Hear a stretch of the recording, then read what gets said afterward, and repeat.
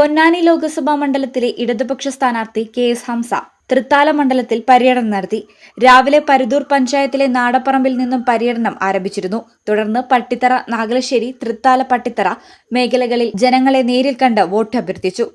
ഈ തെരഞ്ഞെടുപ്പിൽ ഏത് പക്ഷം സ്വീകരിക്കണം എന്ന കാര്യത്തിൽ പൊന്നാനിയിലെ വോട്ടർമാർക്കിടയിൽ ഇനി യാതൊരു ശങ്കക്കും ഇടയുണ്ടാവുമെന്ന് തോന്നുന്നില്ല.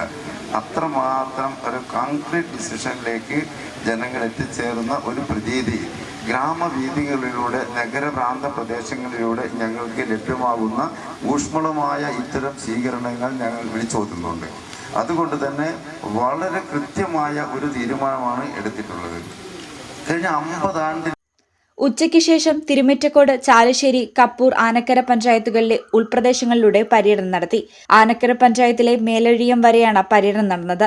തൃത്താല മണ്ഡലത്തിലെ ഇടതുപക്ഷ നേതാക്കളും സ്ഥാനാർത്ഥിക്കൊപ്പമുണ്ടായിരുന്നു. News bureau, Ponnani. Al Salama high hospital road, Perinthalmanna.